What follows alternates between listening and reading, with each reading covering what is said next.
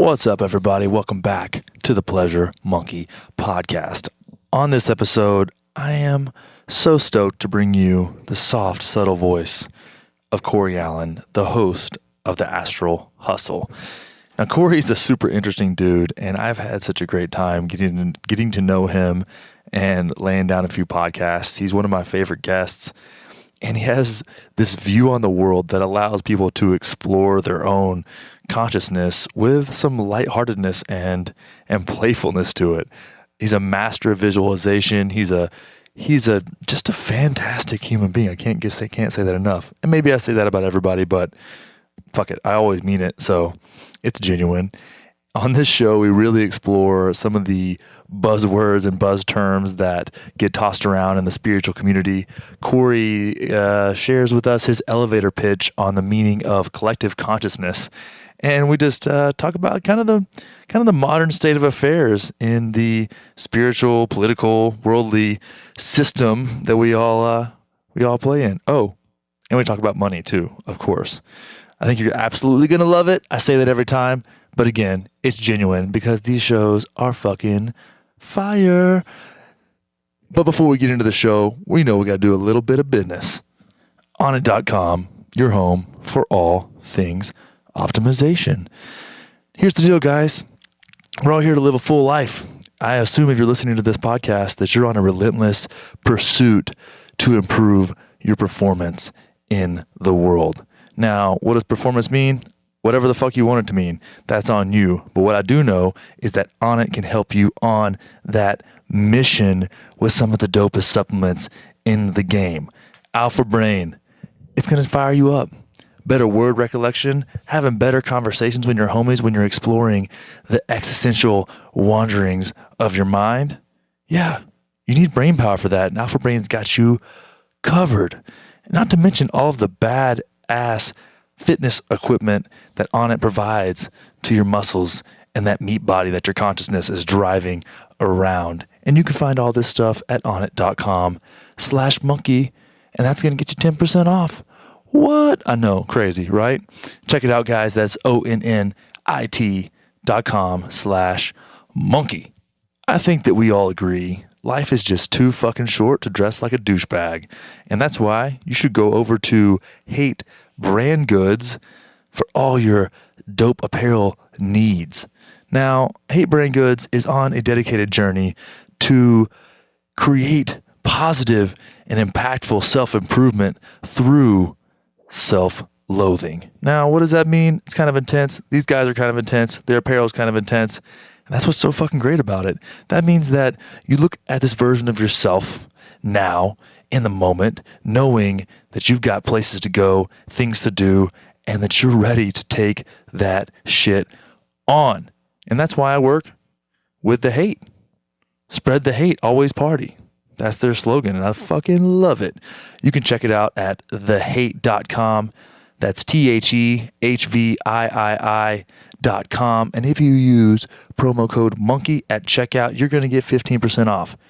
I know it's a hefty discount. I said, guys, that may be too big of a discount. Are you sure you're still going to make money? Because I know you guys had to make money. Like, partying isn't cheap. They said, yeah, dude, we're about it. Fuck it. Let's get it out there. Let's get it on the people. And here we are. So check it out, guys. Thehate.com, HVIII. The VIII is like a Roman numeral 8. Super, super creative. Check it out, guys. Thehate.com, promo code monkey at checkout, 15% off. Get it. And last but not least, I'm going to go ahead and shamelessly promote this podcast. If you love this shit, if this shit gets you fired up, get your happy ass over to iTunes and you give this shit a 5-star review. I'm going to say shit 3 more times at least. Here's what I need you to do. Go to iTunes, go to the Pleasure Monkey page, go to reviews, give me 5 stars, type some shit, and just make my day. Make my day. You know, the power to truly make somebody smile should never be overlooked, especially when that person is me. So, again, Pleasure Monkey, iTunes, 5-star review, type some shit, some kind shit probably. That'd be the best. Nice things are always nice. I think the Buddha said that. Yeah, and then, it makes us look more awesome. We'll get some more badass guests, and we'll just keep doing the thing. Check it out, guys. I would love it. Please, please, please head to iTunes and give a review. And now enjoy the show with the magical Cory Allen. Yo, dude, so our conversations need a little prompting. What's going on? Man, I've been thinking about it today and just kind of recently as far as prompting conversations go. It's really interesting to me what the first thing is that somebody says on a podcast or on like a spoken word thing or a comedy album or a news report or whatever it is, anything where somebody's talking. Like, what is the first thing that someone says has really like been in my focus recently. And same thing with myself. Whenever I'm trying to start a podcast or whenever I'm doing whatever, introducing a guest to some shit or doing an intro, just it's such a weird, you know what I mean? Because it's like the opening of this, and not to get too like not to over analyze it and get it all like add some false mysticism, but it's a weird channel that you're opening, and it doesn't need to really, a lot of times it doesn't need to exist. Like whenever I start to record an intro or something in my studio, I'm like, there's nothing for me to say. There's no point, but I got to go, hi everybody, welcome to the Astro Hustle. This is Cory Allen. I hope you're having a wonderful day. And because, you know what I mean? Because there's just no point in saying, and you just like, I got to think of some shit to come up with something to get to me saying the other thing I don't want to say, but I have to say, which is, well, I have a great podcast for you today. This guest is blah, blah, blah, blah, blah, blah, blah, blah. Here's why. Here's some other shit that I want you to do. Please do that because it'll help me out and enjoy the conversation. So, you know what I mean? And so there's that. And then also starting off with a guest on a podcast where you're like, well, often it's thanks for coming. But then that's a closing. That's not an opening. But so you say, thank you so much for coming on the podcast. Now what? No. So it's good to start with a question because you get people, a question opens someone up. Mm-hmm. It gets someone to start talking. Well, it's funny doing these shows, this will probably be like 30 or something, where I'm in it. And then I've realized there's a pattern in what I do. And it's kind of lining people up with what they expect for a little while. Mm-hmm. So about 20 minutes of the show, if you ever go back and listen to them, it's the person, if I don't know them, like you and I are a little different, but if I don't know them, it's about 20 minutes of them giving their spiel, like they're giving their thing.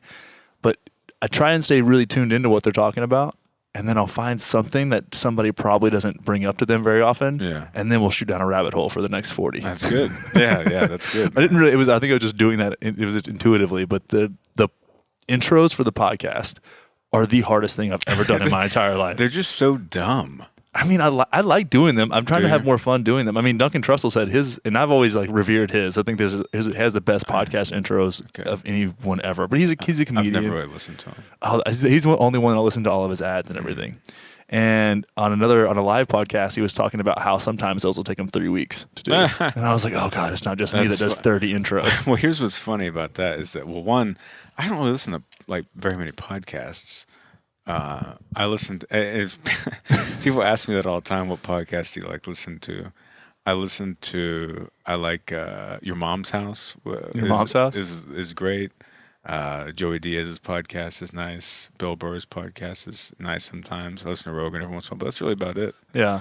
I listen to I try listening to Sam Harris's, but I never click on it. I subscribe to it, but I never click on it. I always wonder what he's talking about. I like him, and I like his opinions, and I like his guests, and I fortunately have been getting a lot of the same guests. Oh, cool.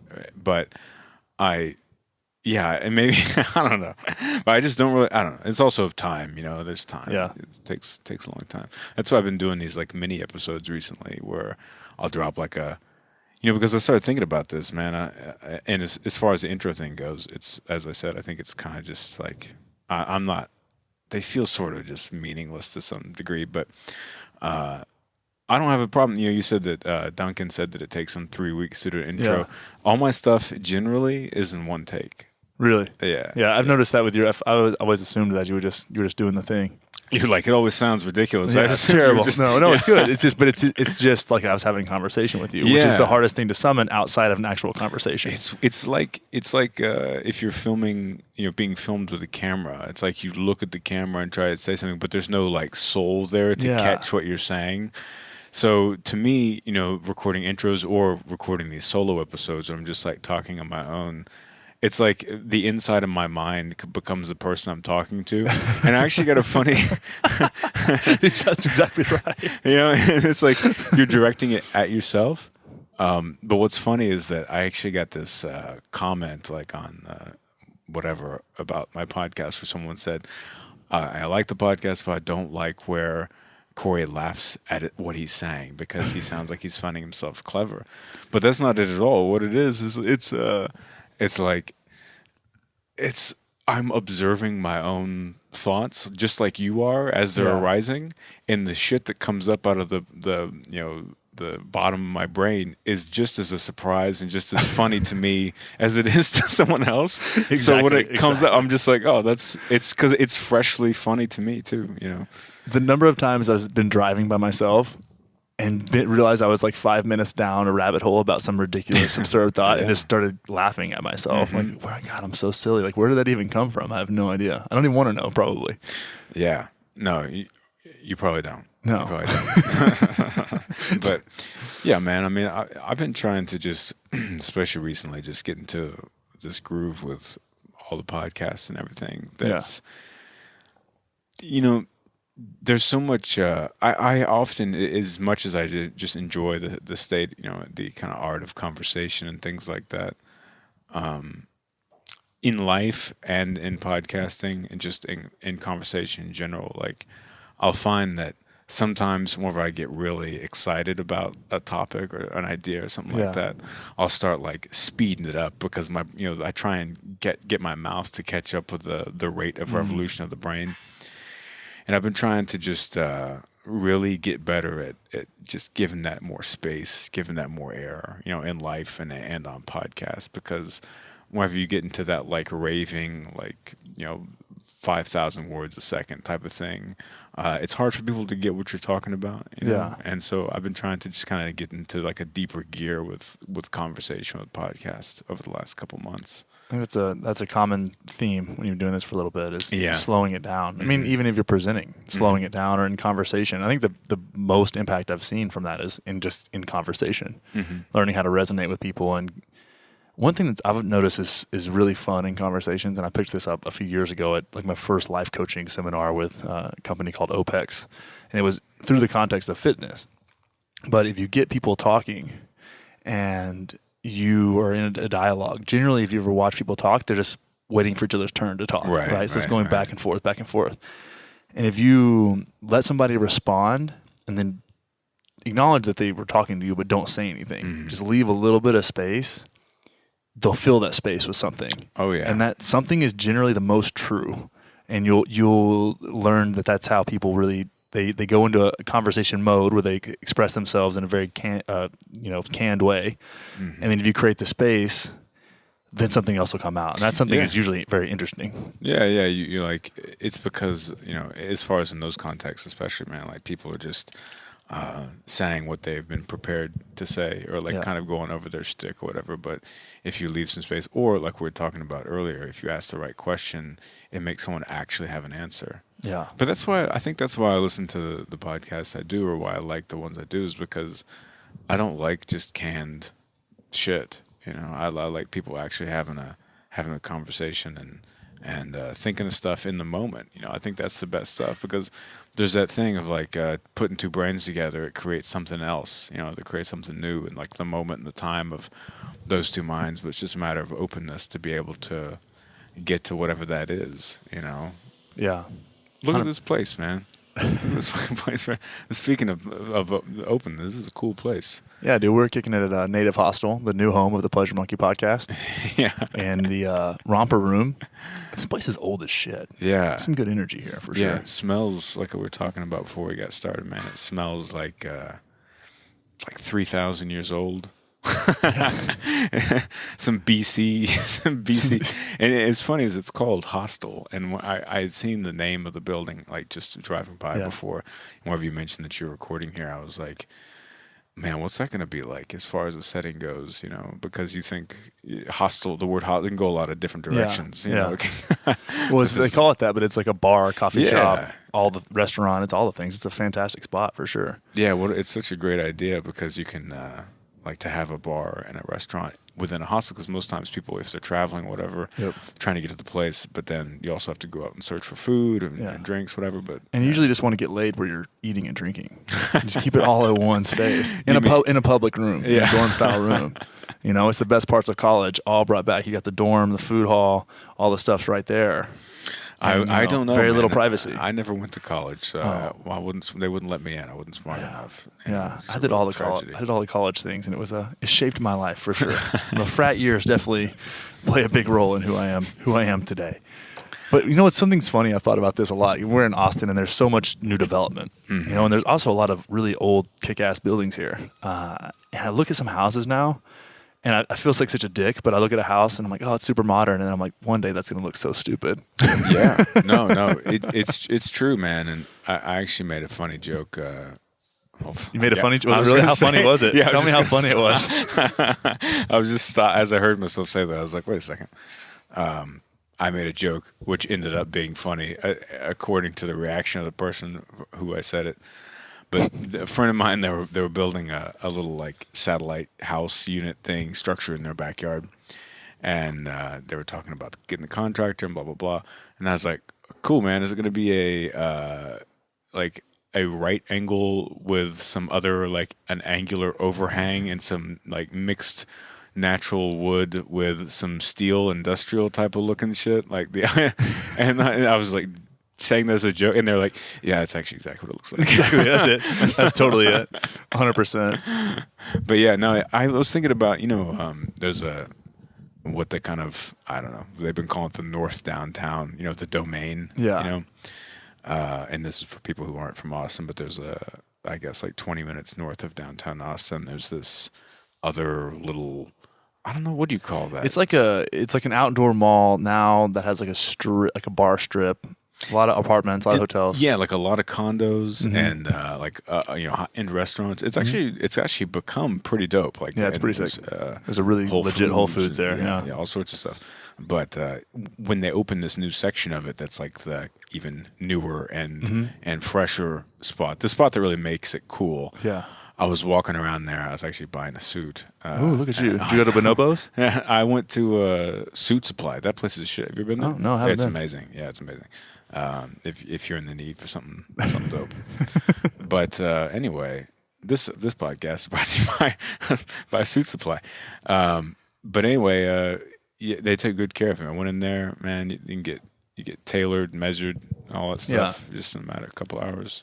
Good stuff. But anyway, I was walking around, and I was looking, and I was thinking about like, there's nothing but a bunch of like wealthy, white people walking around here, and it's odd. But then I was thinking, like, I wonder how long it will take before this place where everyone is like rushing to come, experience the newness and the like excitement of this whole new part of town. Like, how long will it be? And it's inevitable. How long will it be before that is a scary place to be? Yeah. And before it's run down and before it's a shithole and dangerous. And I was enjoying that idea. It's fun. I've had that same thought before. Yeah. With places that are really new and trendy, and it's like, when is this going to all fall apart? Yeah, because it's inevitable. It's the impermanent nature of all things. But it's funny because it'll do that, and you see that a lot in towns like this that are growing super fast. Is now parts of town that were dangerous and run down are now trendy again. It's like the cycle of it's like a joke that's funny, and then it becomes not funny, and then it becomes funny again, or a song. Yeah, it's like, oh, this song's I'm so over that. And then 4 years later, it comes on in a bar, and you're dancing and singing karaoke. Yeah. I was talking to my brother a couple of years ago before I was going to buy a house, and I was looking at some places on the east side. He moved out of town about like a decade ago or something like that. Yeah. And I was like, I'm looking at this house over on the east side. And he's like, dude, have you took a shotgun with you over there. And I was like, yeah, things have changed in the last couple of years. And things always change. I mean, have you been to Brooklyn lately? Yeah. Brooklyn. Yeah, And every city has a Brooklyn now. It's like, it used to be like, it's funny. I think this is something Michael Che talks about as stand-up comic. He's like, white women have so much power of gentrification. It's like most aggressive pit bulls now are owned by white chicks that drive high-end SUVs. Right. It's like now there's Trader Joe's everywhere. It's the funniest thing. I do feel like it's kind of like culture is sort of melting, like especially with this, our-ish generations and younger generations. I do feel like it's all melting into what it was intended to be in the first place. Which is what? Just a little bit of everything. Yeah. And that's like I think it's the connectivity in the matrix of the internet has created enough interdependent connections with various aspects because look at, man, we all like certain things about other cultures and other cultures like certain things about those cultures and other cultures like things about those cultures because there's great stuff amongst every individual cultural identity. There's great parts of it and there's bad parts of it. But what the internet, the interconnectivity of the internet allows those things to be seen and then it allows people to learn those things. And so I think that's really happening with these younger generations. And so, it's like, it's all sort of just melting together until in the same way that you look at some parts of New York where there's just it's the most culturally diverse area in the world, I think. Yeah, for sure. And it's because everyone's just smashed together. So it's like, there's a representative from every country relatively, all right there. You're going to get into this district or this person. Yeah. And that's just that's happening now on on an informational level on the internet. Yeah. And so I think that a lot of that's starting to melt together. Of course, you see the resistance to that where, obviously in America and in the South, you'll see there's some knuckleheads doing some knuckleheady things, but that's the kind of the last dying gasp of. It is I've used that terminology too. Like it's that dying breath of something that used to be that still wants to be alive so badly, but it's like it just can't. It's not finding its grasp on anything anymore. It's sharp fingernails stuck in dragging across the concrete, trying to hold on before they fall into the oblivion of insignificance. Exactly. I mean, it's already pretty irrelevant. It is. It's almost. It gets a lot of media buzz like that. Yeah. Those things, even being. I mean, there's so many victimized white dudes in the world. Like Jesus fucking Christ, you gotta chill on that. What do you think about all that? Like the way that victim culture has got nowadays. Well, I think we put victims. We elevated victims for a long time, and that was. Or victimhood, and I think it was extremely appropriate, and at points, where I mean, you think about race riots, those were all not that long ago, and there was a point of let's hit the pause button and readjust some shit, and there was a lot of there was more resistance there, I feel like, and less means to share it with the world, but I don't know, man. It's something that really I think about a lot, actually, and how that gets to be. And I try and keep my thoughts on it from a place of objectivity, even though I know that's fucking impossible because I'm a 6'4" white dude. That's straight, I think. So mostly, but as long as the lights are on. Yeah, as long as the lights are on, right? But we've glorified victimhood in a lot of ways, and we've also created it for ourselves. I remember watching or looking for I was gonna make a rape joke, so sorry, but I was looking for a meme of something silly. It was with a guy friend of mine. We were going back and forth, and I saw this graphic that wasn't intended to be funny by any means, and it was this kind of skeezy guy. You would see this in a billboard in a college, right? Something like that, like a little, poster thing that would be in a dorm room. And it was a guy kind of looking skeezy at a bar with a drink, and it was this guy wants to ruin your life. That was the headline, and it was, and then it was like stuff about date rape, like don't drink drinks that are unattended, which is good stuff. But it was okay. So now we've created a rhetoric around telling somebody that being raped means that someone's ruining your life. That's what you've been told since you were old enough to know what sex was. Is now you have fear of rape, and that 70% of women in college get raped and things like that.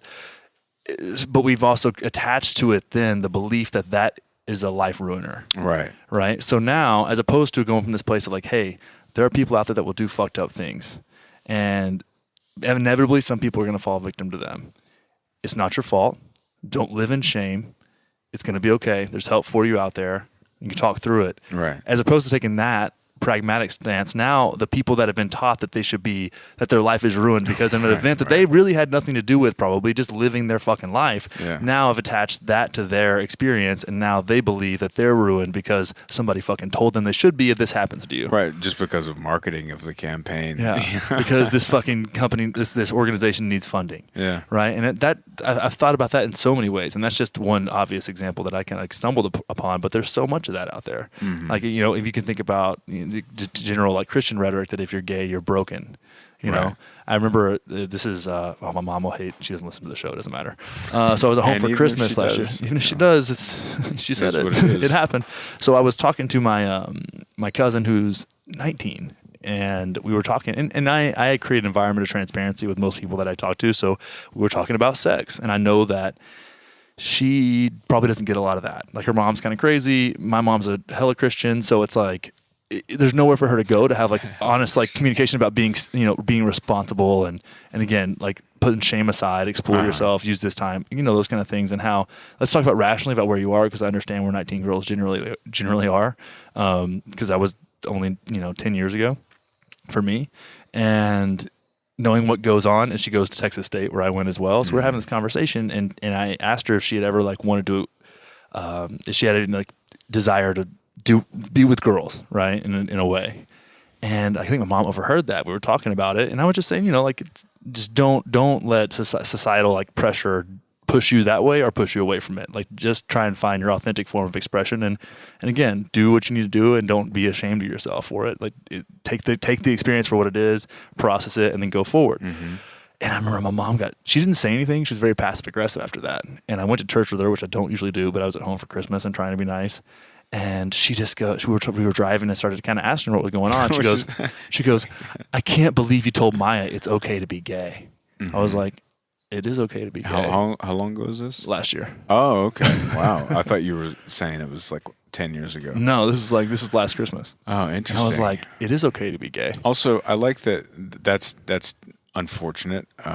But the thing I liked the most out of what you were just saying was that you went home and you were being nice, so you went to church with your mom. That like a form of, within your dynamic of your relationship with your mom, a form of currency is giving, like feeding her own illusion of self-belief.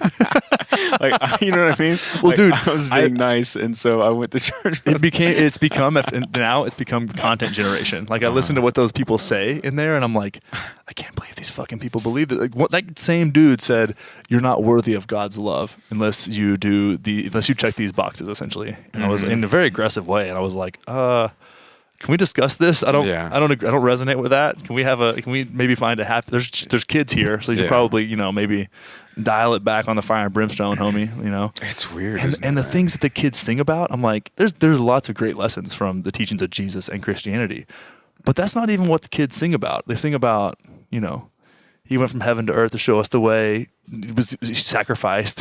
Yeah. It's like this shit. I'm like, you know, why don't we lead? Why don't you guys just lead with the things that are applicable, whether or not you believe in this? Yeah. And then if they decide to, you know, go balls deep into Christianity, good on them. But if they don't, they at least take some positive lessons away from it without having complete resentment for it, like I did. And here I am creating an audience, and effectively like deterring people from falling victim to the same bullshit that I fell victim to, thanks to you and your ridiculous shame leverage. Yeah. Balls deep in Christianity. I was balls deep in Christianity. I wasn't balls deep in anything else because I was so deep in Christianity. Like, really? Oh man, sex shame was real to me. I mean, dude, I was actually talking to somebody who I used to sleep with a few years ago, and we were talking about sex shame. And she was like, yeah, after you'd finish, you immediately put like boxers on or shorts. I was like, oh, I did. It was like, she was like, it was so obvious to me that where that was coming from. So we had a lot of existential conversations that led to, sexy time. And I was like, wow, I didn't even remember that I'd done that. Yeah. And it was so funny. I think, and actually, now that I think about it, after my first ayahuasca experience, I was walking around in a towel, just talking to one of the women that was there, and I was like, I feel like this towel is stupid, and ended up just like cruising around naked for a little while. It was like, I'm free, yay. That reminds me of something I was thinking about this morning. My dick is not violent and scary. Yeah, well, it is, but if it needs in context, it can also be a friendly little guy. I was thinking about that, something similar along those lines this morning. Actually, was and this is sort of weird, so whatever. But I was thinking of like how just the rules of society are a compromise as far as us being animals, like humans being animals, and getting further away from animal nature into civilization. Is that there is a compromise there. And so if you think about like wearing clothes, right? Like wearing clothes, some would say, well, you can wear them if you want to, but if you don't want to, you don't have to, because you're just an animal that's like, wandering through the concrete forest of civilization, and you shouldn't be forced to wear clothes because it's like illegal. If we stripped down and went walking across the street, eventually, this is Austin, so eventually someone would have a problem with Several hours into your wanderings. The good part about it is that I'm so pale, is that the sun, my skin would act like sort of a mirror, so the sun would hit me, and they'd be like, oh, there's like this ominous blasting white light orb moving through downtown. People will start worshiping you real quick. Well, that's good marketing. Yeah, that happened anyway. Might just speed up the process. Yeah, that just happens. No, but anyway, so you can't go out in the public, right? Yeah. If you're naked. But if you think about it, as far as women go, like if a woman that actually could be dangerous, because as funny as it might sound, if there was some a naked woman walking down the street, dudes who are driving might look at that and then wreck or something, or other guys might be walking around, they may like lose their shit and go start trying to not attack necessarily, but engage in quotes with said female. And so it's interesting how that there's this compromise for like, do you want to live, like what does it create? Really? That creates stability in society. So the freedom of being embracing your animalistic nature and saying like, I am a wild animal. That's really what we are. We're wild animals. So why can't we do that? Well, you can. A society could be predicated upon that, but it would be very unstable, and it would lead to violence and disruption and so on. So the compromise with our animal selves, with our like above the hippocampus up into the frontal cortex type of part of the human, there's always some tension there. But that is like, okay, we are okay making that compromise because it creates a longer like kind of like, it puts our life into a state of more perpetuity as opposed to how it could be otherwise.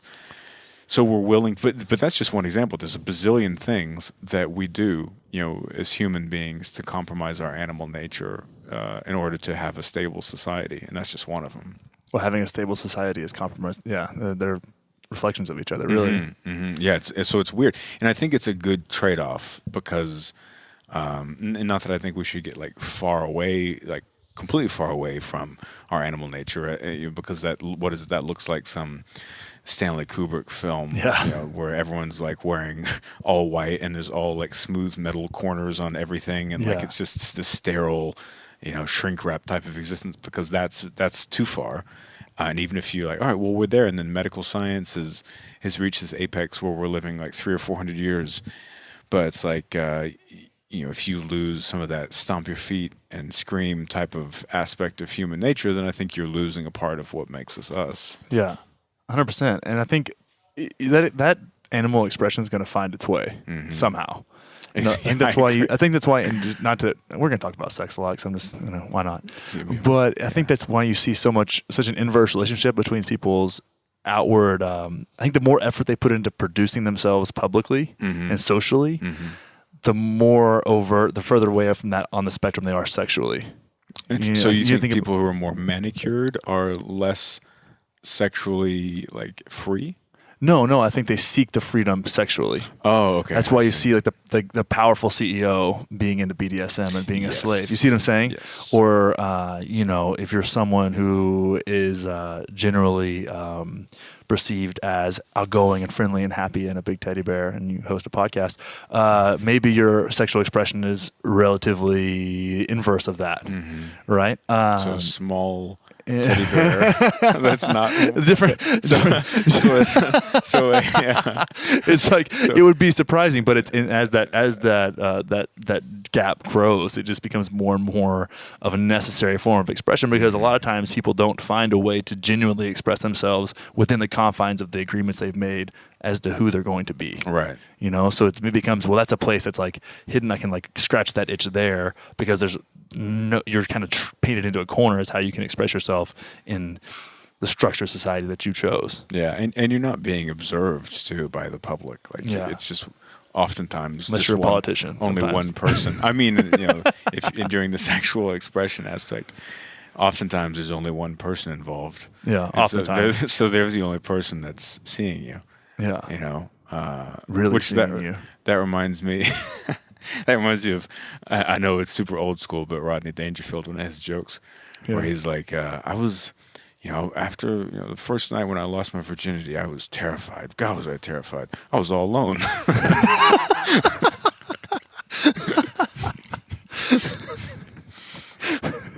Oh, God, that guy. Yeah, he's the best. Yeah. But yeah, man, I mean, it is I don't know. I think it's a good balance to be found. But I think it's just something good to keep in mind. It has its.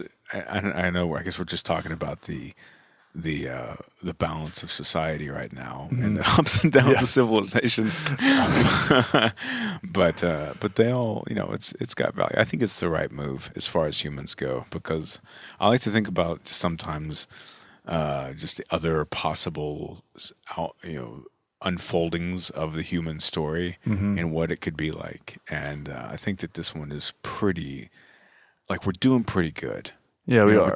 And it's hard to wrap your mind around that. Yeah. I think I got a question the other day asking about like rising collective consciousness.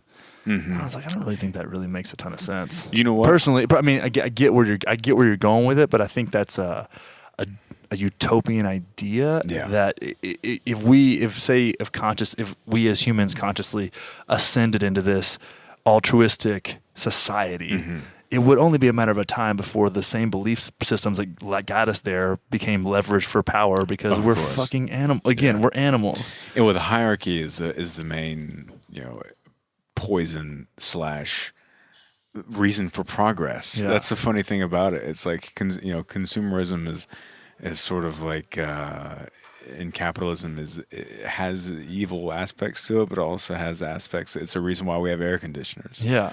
It's a reason why Yes, why we have grocery stores and things like that. But yeah, it's all. I think it's just like trying to choose the best choice, amongst what's possible. Yeah. When you don't know what you don't know, so you can only choose from the things that you're aware of. Right. Right. It's like, well, this is all I know, so I'm gonna go ahead. I mean, I think that's one of the things that becomes really troublesome as well, is that you don't understand. I mean, just to bring it back to sexuality, since I'm going to do this entire episode. Like, well, there are 6 beds behind me, so I think it's 8, homie. Oh, 8. Yeah. I didn't look all the way around. But it's understanding like encompassing in a diversity of experience, or like what Mark Manson says, emotional diversity. These things are super important because they give you the tools to navigate different parts of the human experience, right? So if you're from a small town in Texas, you fall out of another person, straight, Republican, Christian, whatever, like these preconceived ideas that you really had nothing to do with, but then are a part of your experience based of no choosing of your own. And this is where Sam Harris goes into the limited free will. Like, I didn't choose that. Maybe if we go to the cosmic source and my soul chose that journey for a reason, for whatever, but that's barring that. Let's not go there with it. But, yeah, I call that inherited behavior. Yeah, that's exactly. In the book I'm writing, which, speaking of which, family programming, inherited behavior, it's all the same thing. And I put little tests in there that you can do, little experiments to Ooh. like wake up to your own, to realize your own inherited programming. But I remembered what I was going to say a minute ago, which was when you mentioned collective consciousness. Yeah. In one of the meetings I had while I was with editors and stuff like that, where I was selling my book, they asked me if I could elevator pitch collective consciousness. And you said yes. I did, yeah, I did. Course. I actually had a lot of fun with it, yeah. So, a rising collective consciousness. I mean, first off, what do you think? Well, let me just, before I ask too many questions, let me ask one. What do you think collective consciousness is? Well, I could not elevator pitch it, I don't think. Try. But try yeah, so 2 minutes. to me, collective. Well, what is it? It's to me, right? Like it's your view of. I mean, everybody's got that. What is collective consciousness kind of idea? Well, I feel like I feel like a lot of it has to do with the energy that you're putting into the world, and that is reflected off of other people. I think about us as a human, as a species, as life in general, but in the micro sense, as a species, as a web, essentially. Yeah, we're a bunch of gut flora. Yeah, well, that too. But then we're all touching each other through some kind of connection, and that spans the globe as we know it, right? So it's essentially a web where everyone is touched by everyone else in some way and connected in some way, right? So we fuel humanity with our connection and then what we bring to it and how we express ourselves. Like a big part of my message is expression, and authentic expression from a deep place of understanding your family programming. So I'd like to take ownership of that and my experience in it and add to the collective well-being with the belief that we're all a part of one big thing. So to me, like, collective consciousness is putting out that energy, such an overused term, but you get what I'm saying. Yeah. To reverbalize that, but bringing that to the equation, and it's creating inherited behavior going forward that can be open to, but through a positive lens. Cool. I like that, man. Yeah. It's your turn. Isn't it funny? I'll tell you. Isn't it funny how words that get hijacked by kind of the new age, I don't know, what do you call that? The new age rhetoric, culture, I don't know, culture. Yeah, I don't know. They get hijacked by that and just beat the fucking dust. Yeah, they use it, whenever you actually have to use it in a literal, authentic context. It adds this kind of toxic flavor, sour flavor. Like I was talking the other day, and I was saying, if you're low on energy and not on, I'm wearing a crystal fuchsia colored helmet energy, but on actual physical body, energy, protein, low amounts of protein, but as far as collective consciousness goes, see, I look at it as like the mixture of all of the, it's like the totality of all mentalities. Ooh, that sounds nice. That sounds nice. There you go. We're on to something here. Yeah. But the more like elaborate way I described it, or would describe it, is the universe is made out of atoms, right? So, and those atoms are moving in waves, as energy, actual energy, atomic energy. Is just the foundation of which all things are built.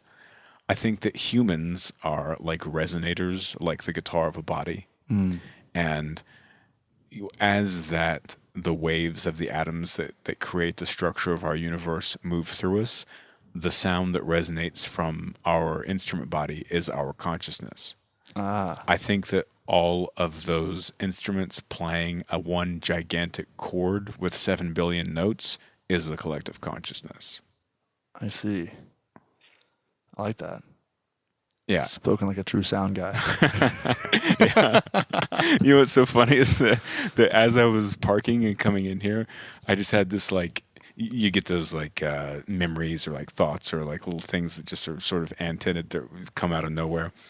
I was thinking of this quote where I used to joke, my brother and I used to say it to each other all the time whenever we were kids, was spoken like a true asshole. I was trying to remember. I was laughing as I was walking over here because I was trying to remember where that was from, but I couldn't remember. But spoken like a true asshole. And so when you said that, I was like, is he going to say spoken like a true asshole right after I talked about collective consciousness? Because that would be perfect. Because you would have manifested that in reality. Yeah, it would have been perfect. Maybe I need to give that crystal helmet a chance. I know, dude. You're onto something there. Yeah. But yeah, so comes down. I think the first feelings towards collective consciousness being a thing was listening to Alan Watts discuss the us being nerve endings on the universe experiencing itself. I like that. And I was like, oh, so okay, that makes sense. Like we're like these soul body things, and we just create experience for the sake of experiencing the universe. You know what's so funny? Yeah, I think that's true, man. And I actually think that fits nicely into chaos theory argument, because it's like people stop there with it a lot. You know, I don't. That's why I wear all black all the time. Is because I don't stop there. That's why you have eyeliner on. I keep Thank God I never did that. But that's why I keep moving. You know, in that direction, is because we all are. You know, what I think are nerve endings of the divine, experiencing ourselves, and we're here for that purpose. And people can stop that, and it's like, all right, now let's romanticize the fuck out of that, dude, and make it, But I like to keep going. And this is just my preference, and saying, all right, well, true, but those nerve endings, it has nothing to do with personality. Yeah, it has nothing to do with your story or your trajectory. It's just nerve endings. It's like if you looked at the nerve endings in the end of your finger, and there's how many ever are in there. I don't know. I'm not a scientist. Me either. but I imagine it's several. There's a lot of them. There's more than one, less than 10,000 probably. So somewhere in there, someone's gonna drop and be like, "There was 10,500." Yeah, and I'll be like, "Why don't you go outside and get some sunlight?" Right. Just relax, man. There's a lot to do. Anyway, so. All those nerve endings in the end of your finger, each of them are not thinking, I'm Connor's nerve ending. They're just there being a nerve ending. Yeah. And they have no, and you're not thinking about them either. So if you, Connor, are the god of the universe, and the nerve endings that are coming out there are having this experience of being nerve endings, which are people, then the same way that you aren't thinking about your nerve endings in your finger, and your nerve endings in your finger have no mind to think of you as the God whose finger they are a part of, thus as we are the nerve endings in this situation, and we have no mind to understand that we might be the finger of a larger, cosmic picture, and also the thing that we are a part of the picture of does not care or does not think about the fact that we are the nerve endings within this image. You know what I mean? I like to think that my nerve endings are creating a structure in which they can achieve transcendence into oneness with me.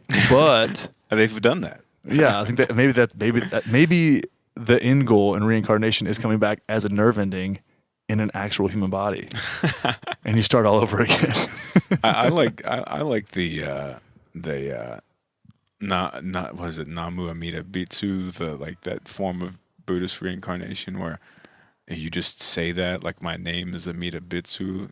And you become it's esoteric. Okay. Also a word that has been pounded into dust. Oh man. Yeah. But basically the deal with that one is, I got this one from Robert Anton Wilson. He just said that if you say that once, then that's all you need to do to be enlightened in the next reincarnated life. So there's a huge portion of Buddhist population are that.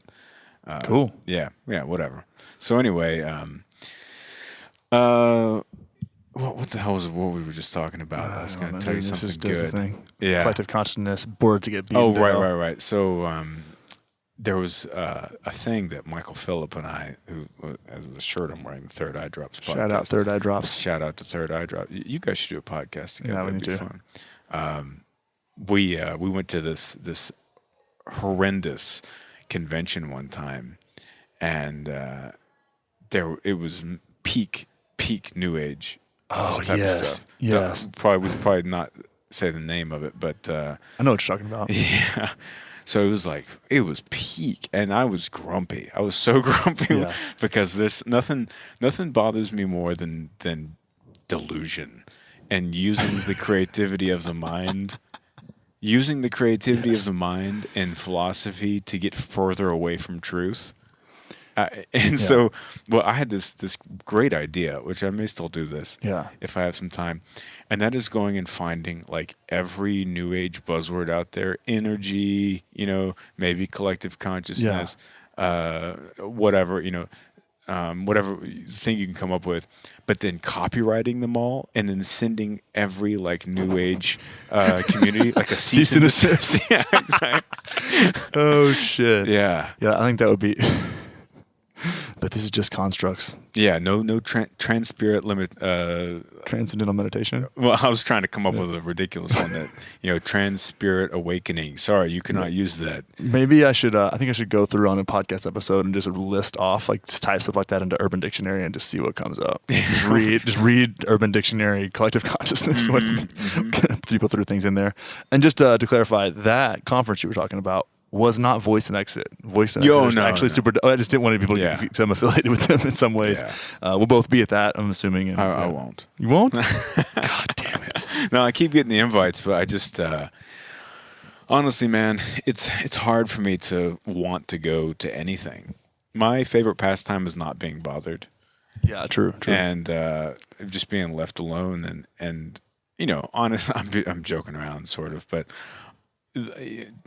for me to go to a thing where there's going to be people sitting around like brainstorming and sharing their ideas, what they're working on, is going to be really rare. And it's nothing against it. It's just not really for me. Yeah, I feel you. I'm just such a lone wolf type of character when it comes to creativity and to building and to, oddly, to networking. I'm such a solo networking kind of guy that it's just not really me, man. Like I know whenever we were, I do things that I see value in, and I just don't get a lot out of it. And maybe I would, I could be proven wrong if I went to some of those.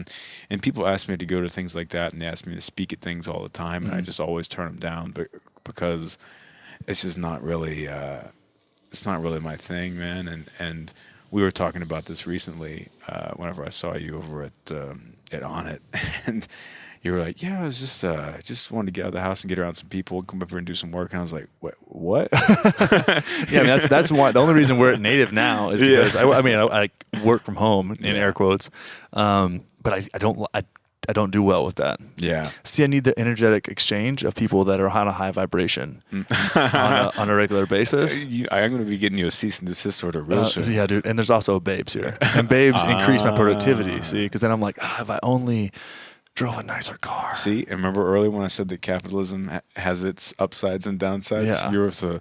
You're the nerve ending of capitalism right now. Yeah, well. You're striving. I'm striving, dude. To have more material wealth to try and portray and display a symbolic system that we've all agreed to that will make some people in this world believe.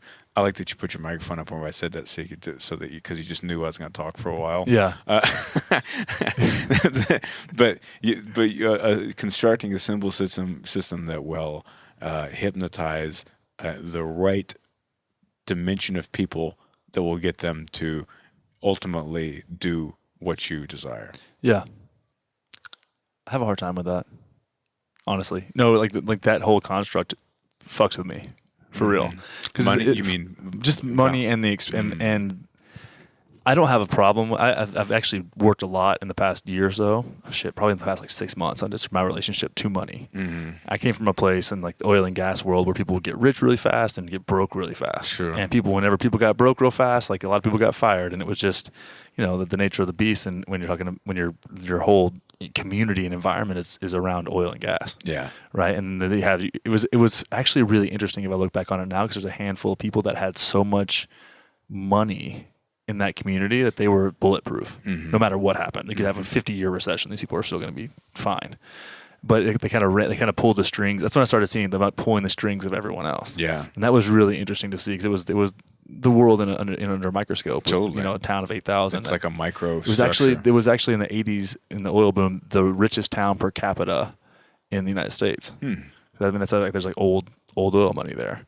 But it's finding that balance of I almost have to make money a plaything for me to give a fuck, because I love to play. And that's where it comes down. Like I drive a car and I'm like, this is kind of stupid. Like that I pay this much for this thing. Like I don't want to have that thought about things in my life. Yeah. Like, and I know that I love toys, and I just like, I have to find something that adds value to that system, because I see the fucking nonsense in it too. And man, some of it gets like, it gets me more than I would like it to sometimes when I see, and this is my own judgment, is when I see a lot of self-value held up by material or money. I mean, you could take it back. The material money, is the same thing, right? If you're buying $1,000 crystals to line your chakras, like that's a money thing too at that point, And it's an interesting game that they've set us up to play. It is, man. It is, and my relationship to it really changed whenever I started my, audio company years back, and just was completely on my own, and it made me really realize how, to me, money is like, it's freedom. Yeah, exactly. That's the whole way, and not freedom in the sense of I can do whatever I want, like materialistically, but it's freedom of mind to me. So I don't really like buy. I mean, all I really spend money on is like food, eating out, alcohol. Yeah. That's pretty much it. Coffee. Yeah. Records sometimes. I just don't really buy anything, really. I mean, clothes here and there, Yeah. Because I just don't care. Yeah. And I look at it as like money is like potential. It's like energy. It's energy. Damn it! It's energetic potential that you can then invest in the universe, that you can actualize. You have to tithe to the collective consciousness. Yeah, you have to hold space for someone, and then actualize your intention. I've been holding space for you this whole time. I've been holding space for you too, oh, man. Dude. Yeah, there's a lot of space, but so much space. I think between you and I, we're probably holding space for everybody downstairs, and they don't understand why they're so grounded. I think so. But their earth chakra is fucking lit. Is earth chakra a thing? Yeah, sure. I'm sure it's out there. It is Google now. It. Yeah. Yeah. Trademark. But really, man, I feel like that's my interest with money, is like it's potential energy, Yeah. And so that you can just make things happen with it. And to me, it's not like making material things happen. You can make experiences or bring things into the world with it. I like to go on cool trips whenever I can. Yeah. Or I like to invest in projects to make them happen, or as I said, the main thing is really the freedom of mind, because the pressure that comes whenever you biologically have the fear, scarcity mindset. You're worried about where your rent or your mortgage. You're worried about your food. You're worried about do I have to go find a job? Do I have to report to this job? What's it going to do to my time? Like all of that stuff is this huge amount of huge amount of, I'm a professional podcaster. Yeah. It's a huge amount of mental real estate that's taken up by all that stuff. And to me, making sure that there's enough money to where that doesn't even get on my map of thinking is all I care about. Dude, and I had that breakthrough a couple months ago, where it was I started to realize, actually, really broke it in a way to myself, where I could see it clearly on this ridiculous mushroom trip I went on last Friday. No, and because I kind of get in that space where you start asking questions and you're getting answers, right? And I was like, well, what about this? Distraction. I wouldn't even get the statements out. Distraction. That just kept like popping in my head, like, oh, that's a distraction. It's like, if you can create the space to just keep doing what you're fucking doing, you're gonna be fine. But if you stay bound up in this fucking thought pattern, nothing's going to happen. You're going to stay in that thought pattern, because that becomes your fucking normal. Yeah. And I will not live that way at all. I actually gave somebody some advice today. 'Cause, I mean, I don't know if you know this, or if this happens to you. I'm sure it does, where people will jump in and like ask advice on their life, right? On Instagram or something like that. Probably about, I don't know, 20 times a day. Yeah, really? Yeah. Damn. I get like a couple week. People must value your advice more than me. It's not a contest. Maybe I think I give so much of it out unsolicited that people don't have to ask that many times. But it was a guy who was graduating college. I'm sure he'll fucking listen to this, with a civil engineering degree. Right? He was about to finish. Like, I don't fucking like this, but I want to follow my passion. That thing, and you've seen that a lot. And he's young in it. And my advice was to him, and a lot of times if you go out and find the latest inspirational guru, that's when I throw that out there, is like, follow your dreams no matter what. And it's like this thing, and I was like, here's the deal. Here's what you should do, in my opinion. Get a job that covers your bases and requires as little of you as possible. And then use all the rest of that space you have to invest into your passion. Totally. And keep prodding it out and keep giving it shape. But just the amount of extra energy you're going to have from not worrying how you're going to pay your next the rent is going to really help you fuel what you want to do. Totally. And it's been getting this little pleasure monkey business in a place where I can do that has been the like mission of the past 6 months. It's just getting a little bit of like, okay, cool. Now I can do some things. There's projects lined up, and that's those projects and the things I'm working on. Like that's my form of expression. Like that's what I love doing. And literally the limiter to a lot of that stuff is money. Mm-hmm. And so I have to. It's a challenge to keep an abundance mindset when you kind of are in a place of social scarcity and trying to create. Mm-hmm. That's really the thing that I talk about loving toys and playing, but like a lot of the play that I want to do is creating things and sharing things and getting things out there. But it's got to be where you are, understand where you are, and the tools that you'll develop cultivating an abundance mindset when it's really difficult make it so much easier down the road. Because I've been in both places, and I've been in a place of having all the things I've ever wanted and feeling like it wasn't enough. And then that was the big transition for me when I closed my gym. Was that's been 3 months where I said, I'm going to fucking find a way to be happier than I've ever been with less than I've ever had in my life. Right. And that was the best thing that I've ever done. And I've never fully gotten back to the place of having as much shit as I've had before. But I got to a place where I'm enough for myself, and I'm working on that, which is the fucking move. And that's the only reason this shit exists. Yeah. Yeah. No, that's where it's at, man. I feel like I'm fortunate in that what I like doing, what I get a buzz from doing, podcasts and projects and, create like writing my book and, meditation course, binaural beats, all these things I've been involved with. I just love doing them. Yeah. And I like working, like I do all the stuff myself pretty much, there's times where I have there's a little help here and there.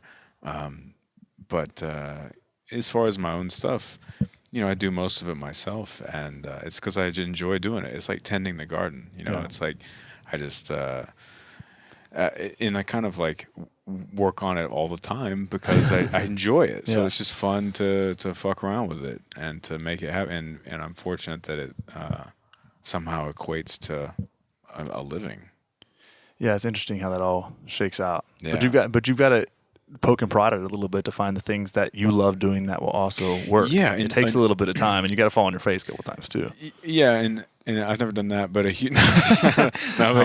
huge part of it too, man, is that as that space comes, where you have a bit more flexibility, then being like open to the path not being what you anticipated, but listening to what's coming and seeing how you can like bend and work with the thing that you're kind of that's being hinted at you towards what the next move is, as opposed to what you decide the next move will be, because it's not possible. Like there's this weird part of the monkey mind that we get caught up in. It's a healthy part of the mind because it allows us to be self-reflective about ourselves, about the past and the future. And so it's very useful, like when we were in the jungle, to be able to project potentials in the future, because as we're walking, we're like, okay, don't walk over where that giant, bear is, because he will eat me. I'm going to not do that. And that's from future projection allows us to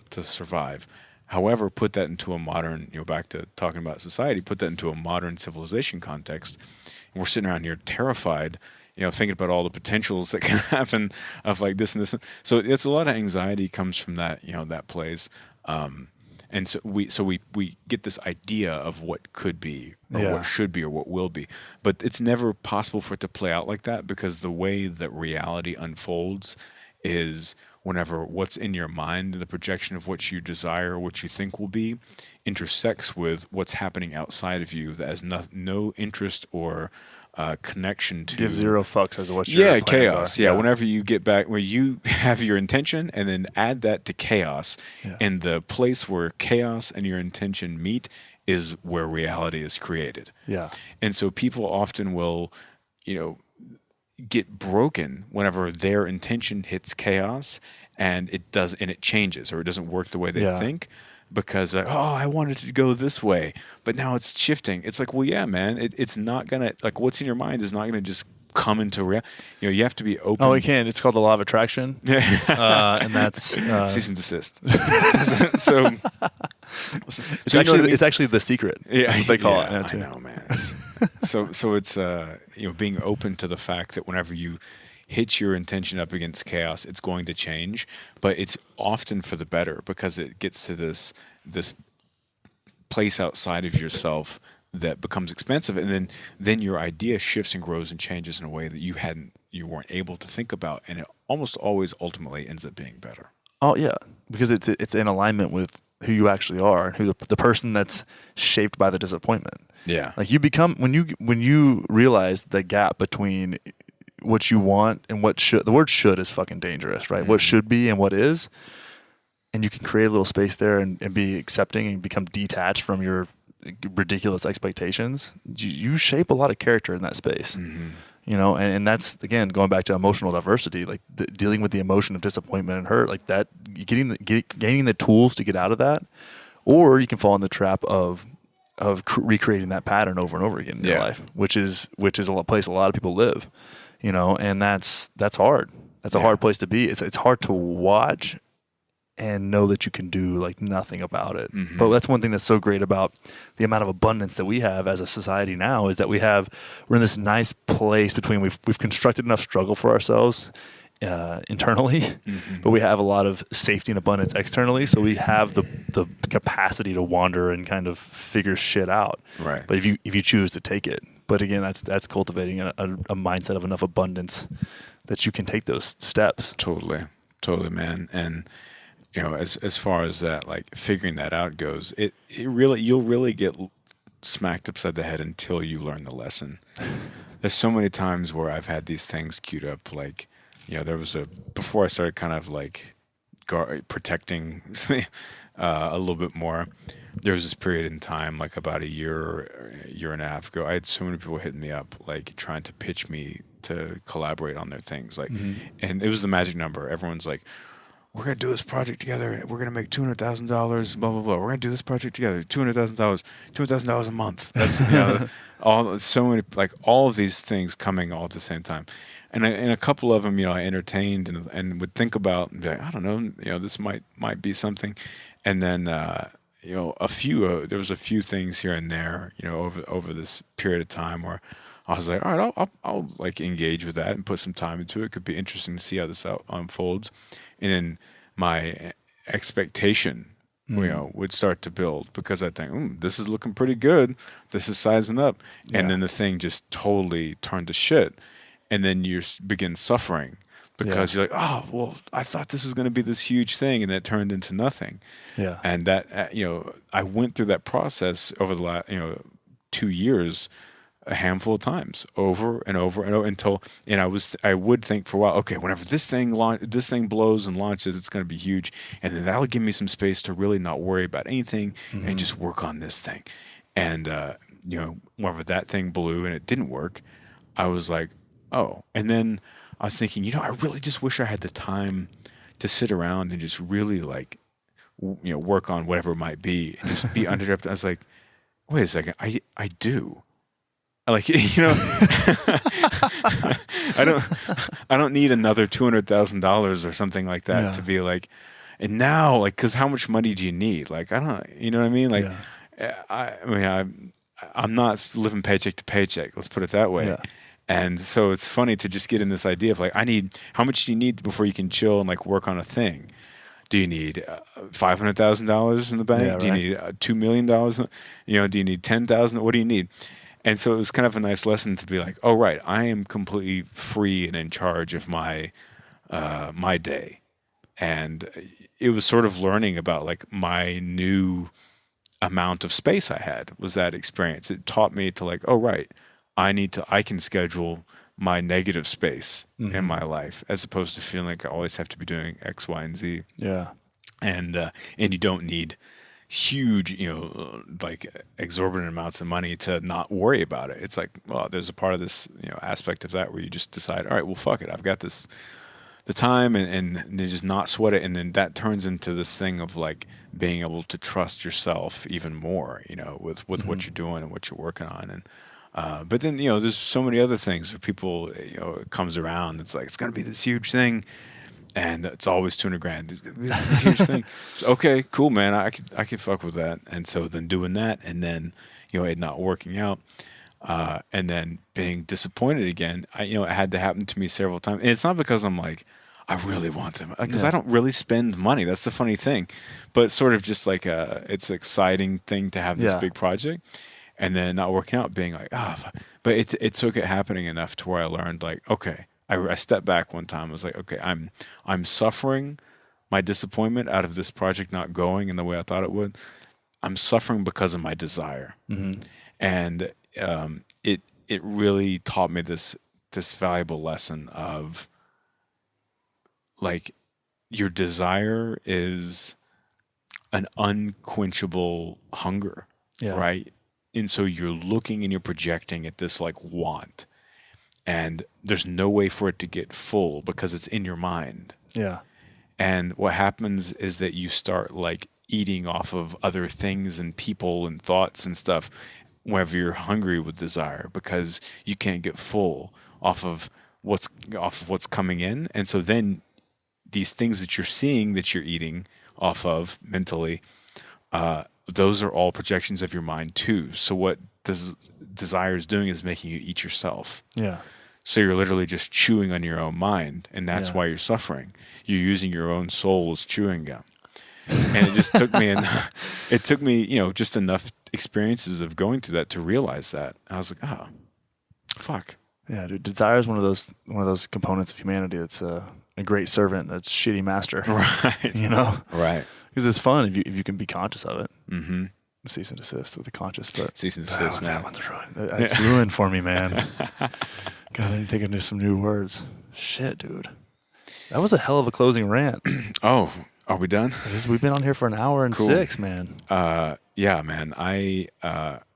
It's also, speaking of my book, I intentionally, and even in the pitch to publishers, I intentionally do not use a single buzzword around all this stuff, and I talk about it because thank you so much. And the only people that can do, I think JP Sears is the only other guy that can he can use an abundance of buzzwords because it's out of complete irony. Maximalist versus minimalist. Yeah. But I literally said, this is completely void of any buzzword. Great. One, because even a word, I don't use the word spirituality or spirit or anything like that. Really? Yeah. Because one, it hijacks the meaning that someone will build in their own mind about a new idea or themselves becomes hijacked by the baggage of an abused word. Oh, fuck, dude. So well said. Thanks. Dude, people, this is funny, and we may end up on here for another hour, who knows, but when someone says to me, oh, I just started my spiritual journey. I'm like, no, you just stopped it. Yeah, I was like, I was like, you just, no, you've been on it the whole time. If you hadn't been on it the whole time, then you wouldn't be here starting it. So when does it, is there like a starting line? Are you on fucking Mario Kart and you're like on Rainbow Road now? Like, is that where you're at? I love Rainbow Road. Did you ever jump off the side on like the original one where there's that one spot, I think on the like Super Nintendo version where once you're going down this steep little decline, you could hop and jump off the side and then land on like the beginning of the track and like go through the finish line. Yeah. It was a little, that was always a nice move. That was a solid move. I blew it more times than I made it, but I gave it a shot. Story of my life. I was patterning behavior then. Like, I'm gonna take this shortcut and then I'm gonna die. And something on a cloud's gonna have to fish me back out. Yeah. when the illusion of abundance turns into getting way behind, getting lapped, way behind. But yeah, then you have to resort to that move to even kind of catch up. Mm-hmm. Right. You got to double down on your own idiocy. Going for it. It's tough, man, not to it takes a while to figure out not to like judge people whenever they say shit like that. Yeah. You know, whenever they're like, this is the first step of my spiritual journey. Well, on lap 3, you'll figure out that that's a silly thing to say. Yeah. And then even, and then I think on maybe lap 10, you realize that saying on lap 3, that's a silly thing to say is a silly thing to say. Yeah. You know what I mean? Yeah. So the amount of people that hit me up or come talk to me, unfortunately, it seems to be getting less and less. I don't know if it's what I'm putting out there or if it's because like things are changing. It's the collective consciousness, dude. We've talked about this already. It's rising. We're at a different vibration now. We get it. We're all woke. Yeah, I can't wait to fully actualize my spiritual self. Yeah, dude. I'm gonna transcend so hard. But I wonder if I've even alienated some people who used to like my podcast. And honestly, I mean, if that happens, it is what it is. But I've gotten to where over the last year, especially, like so against even using any of those words or talking about a lot of those things that are like quote unquote thought experiments or like experimental thinking. Yeah. Because I'm really interested in like value, like things that have real implications and real effects and like real thoughts that we can use to better our own understanding of the human experience. Mm-hmm. And the self kind of the masturbatory language of like, I think the first thing that really set it off for me was social media, man. Looking at social media and seeing it's nothing but you get so much if you just open to it, you get bombarded with. And it can be like the faux spirituality, like it's like spiritual tourism. Yeah, you have like these. Yeah, I feel you. There's so much of that, and then also just motivation stuff too, or like you see like workout people or whatever, and I know you probably see a lot more of that than I do. I am that, bro. Yeah, I know. And so imagine if like both of us in high school having the same conversation with the divergence of our like personalities then. Oh, dude. Me just being a complete like nihilistic,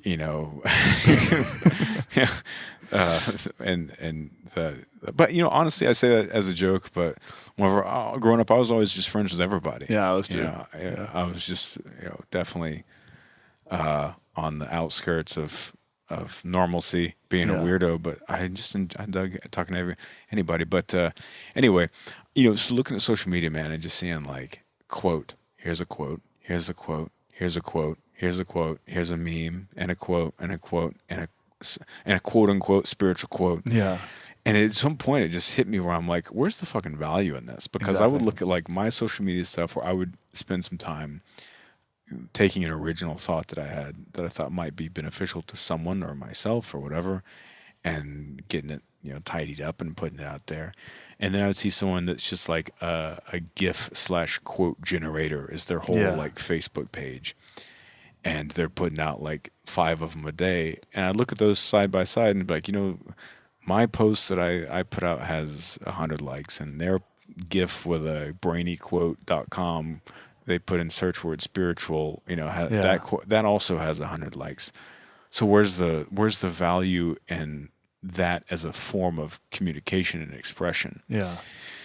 And it made me think a lot about the value of social media in general. But anyway,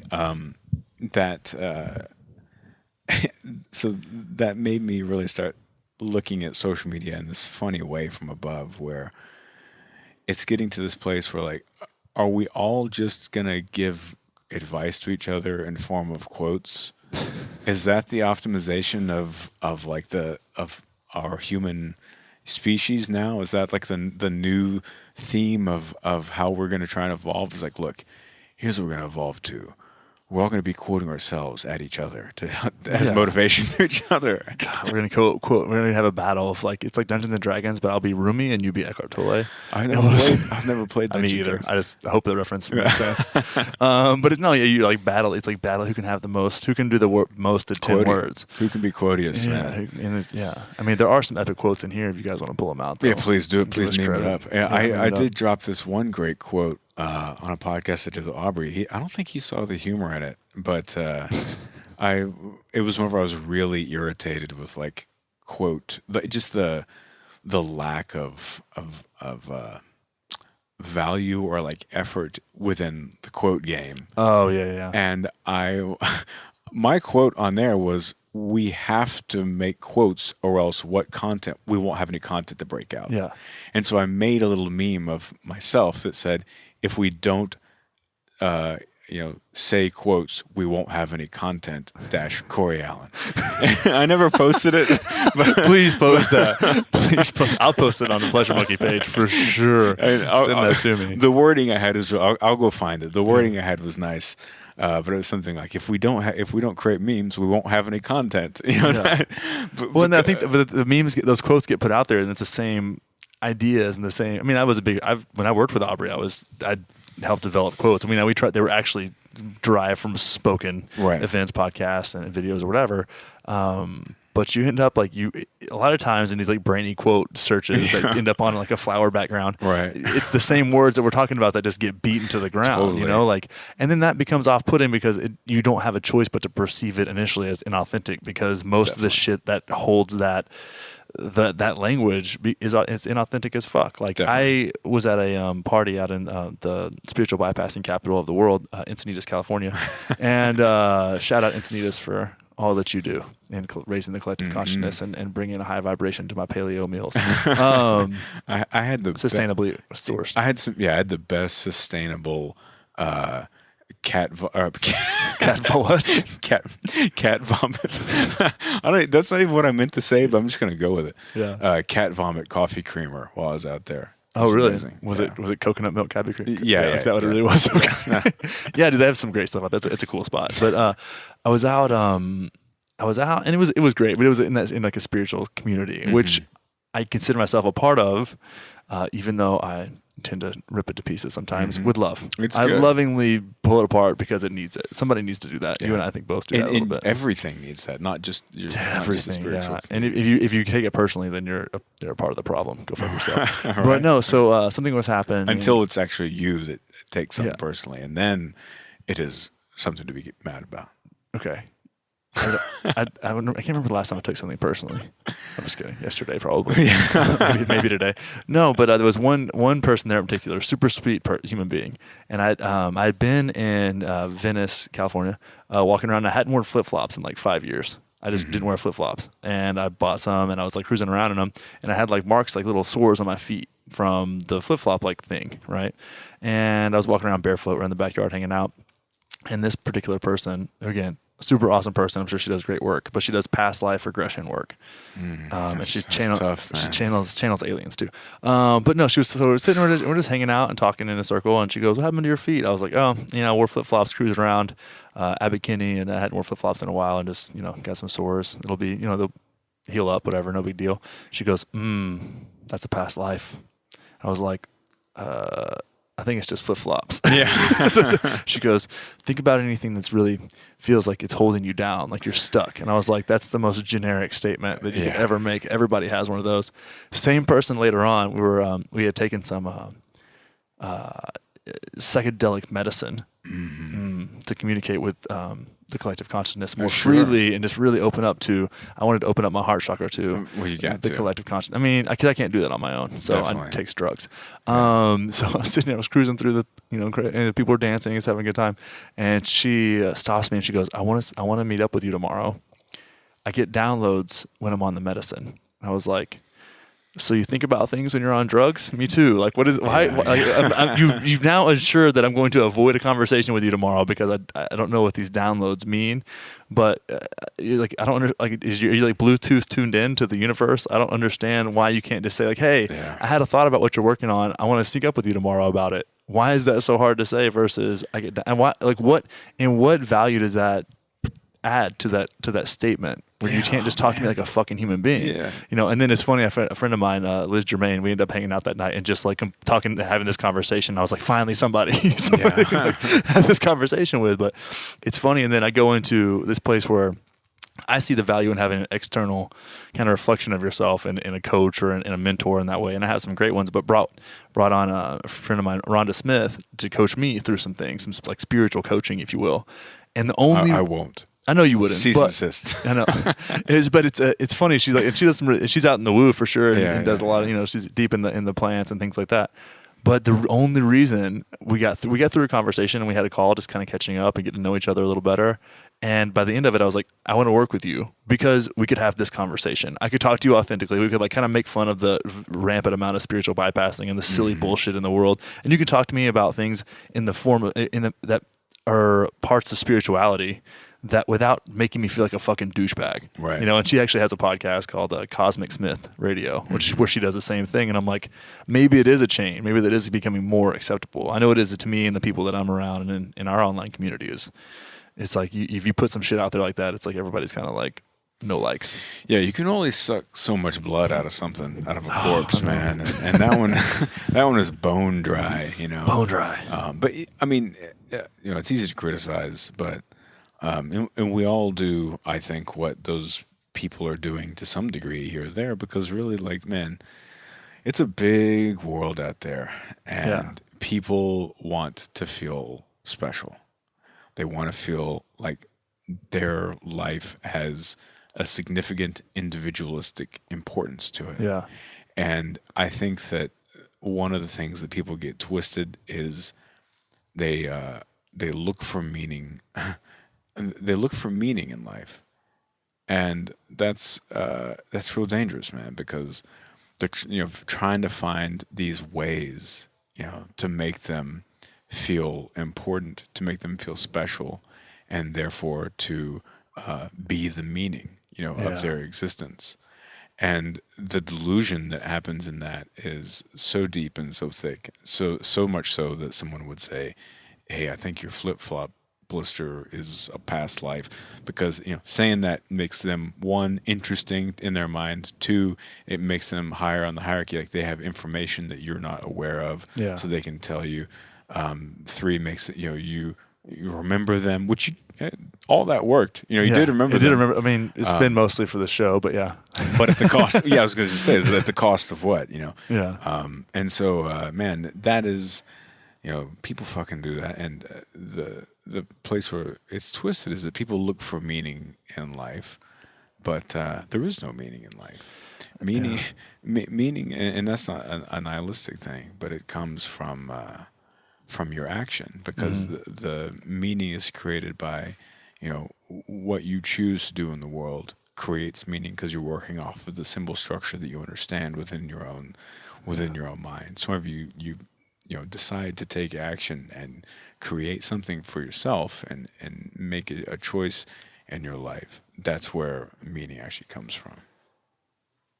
You know what? I was about to ask you what you think about choice and free will, but I think we're going to have to save that one for the next time around. Yeah, that's another 2-hour one. Yeah, that's another 2-hour one for sure. But yeah, you're exactly right. And we create context on each other in that way, and context on the world, and it's beautiful in a way. And then going back to something Alan Watts talks about, where it's like finding meaning in a dance. They're beautiful and they're fun and but they don't have a destination. They don't have a goal. It's just you do it to do it. And when you can release the expectation that it should be. When you can release into now? When you can release it, when you can do the Release Into Now meditation course at releaseintanow.com. Yeah. That's when. Then you can then release all expectations into, into just a blissful existence of abundance and productivity in the way of actually living versus checking off boxes that someone else told you should check off. No doubt.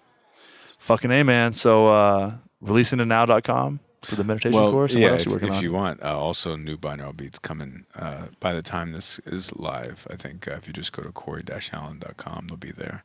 Yeah. New binaural beats for meditation. Give us a quick breakdown on what binaural beats are.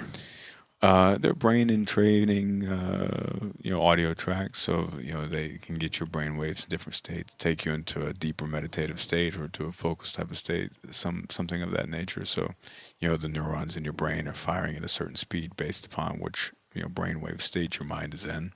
The slower neuronic firing periods are when you would be sleeping or in, deep meditation, and then those neurons are firing faster whenever you're in a flow state. And so in those travel in waves, so as audio does, so you can create waves that entrain, through your ears, and train those brainwave states into the desired optimal state. I like it. And And what tracks do you how many tracks do you just release? 4. Nice. All half hour long. So yeah. Dude, having the ones, so I've used your binaural beats before, and I love that they're half an hour long. Because they don't have to listen to it like start over every 3 minutes. Exactly. Yeah, and I can always stop it short, but I can't make the short ones longer. So it's perfect, and you get that nice meditative. That's what the ladies say.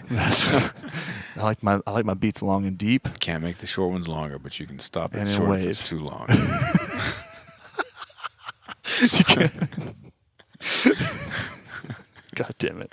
All right, dude. And the Astro Hustle podcast is. Where you can hear this strong murmurings. Brother, thank you so much, man. We'll do it again. Good. Next one is free will and choice. We'll just set that intention out there in the universe, and then I will work to manifest it, as I'm sure you will too. And the beautiful part is that we won't remember that for next time. Absolutely right. All right, brother. We'll talk to you soon. All right. Peace. Well, that was fantastic. If you don't agree, you can go fuck yourself. I had a blast recording that with Cory, and he is doing some awesome work. His binaural beats are the best in the game. Check those out. You can find the links to all of his goodies in the show description.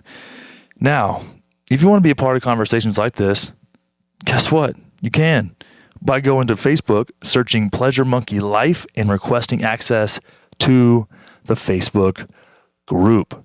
There's so much going on in there. I am live in there doing exactly what I'm doing now, but staring at my iPhone on a Facebook Live every Wednesday for Wandering Wednesdays. And if you're thinking about something, just trying to figure some shit out in your life, just want to learn from other people around you, it's the place for you. So check it out, guys.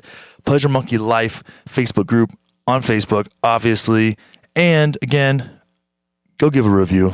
Do it right now. Now's the time. Go do it. Do it. Okay. Love you guys. Have an awesome day. Peace.